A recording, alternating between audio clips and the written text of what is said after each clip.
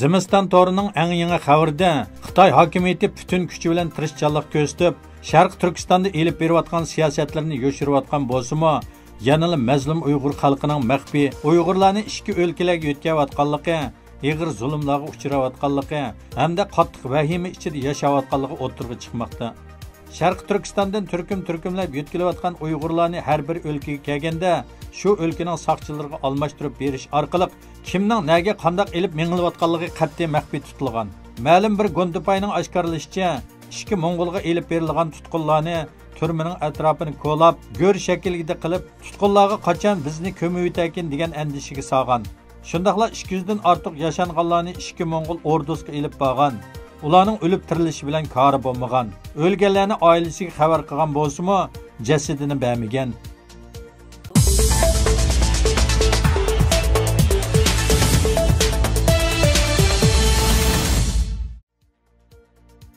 Jungo xabarlar to'g'ri tarqatgan bir xabardan ma'lum bo'lishicha, Xitoyning Sharq Turkistonda turishliq ishlab chiqarish qurilish armiyasi, ya'ni Bingtuan 15 million yuanga yaqin mablag' selib, Uyg'ur diyoridagi yer osti suv manbalarini tekshirish va o'lchash xizmatlarini boshlagan.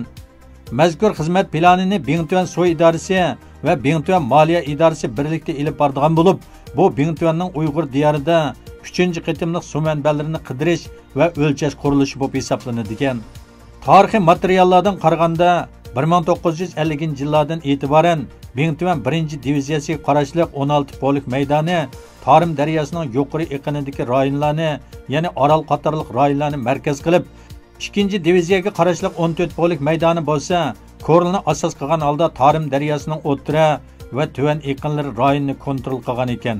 Sharq Turkistonning suv va tuprog'i eng munbat joylarini egallab turgan Bingtuan qismlarining navbatda Uyg'ur elining yer osti suv manbalarini to'liq kontrol qilish uchun g'oyat zo'r mablag' ajratib harakatga o'tishi kuchli diqqatni qo'zg'adi. Mazkur xabarga qaraganda, Bingtuan Uyg'ur elidagi suv manbalarini 3-qitim umumyuzlik tekshirish va o'lchash xizmatini oldingi yili avgustda boshlagan ekan.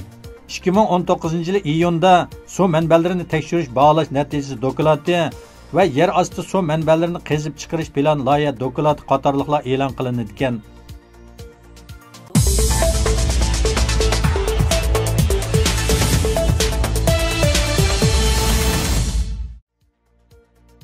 Xitoy Jamoat xavfsizlik ministri Jamoat xavfsizligi organining soqchi nopizini qo'g'dash xizmati belgilamasi tuzib chiqdi. 29-dekabr Jamoat xavfsizlik ministri bayonot e'lon qilib, yangi o'zgartirilgan qonunga tushuntirish berib, bundan keyin Xitoy soqchilari ko'rsatilgan soqchi qonun bo'yicha mas'uliyatini ado qilishi, xizmat huquqini yurgizganda qonun tarafidan qo'g'dildiganligi, agar vazifa ijro qilish jarayonida mol-mulk ziyonga uchirsa, fuqarolarning qonunlik huquqi buzg'unchilikka uchirsa, soqchi shaxsning qonuniy javobgarligini ustiga ilishi hojatsiz. Hech qanday qonuniy mas'uliyat ortilmaydiganligi qatorliq bir yurish xalqni ziyonga uchirtirgan qonun tuzumlarini belgilagan.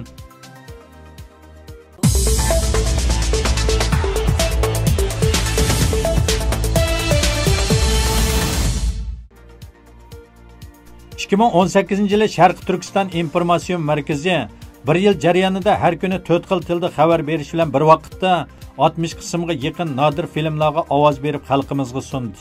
Shundaqla Qirg'izistondagi necha yuz oilaga qurbonlik berib keldi hamda Turkiyada yashayotgan muhojiratdagi qarindoshlarning ba'zi qiyinchiliklarini hal qildi.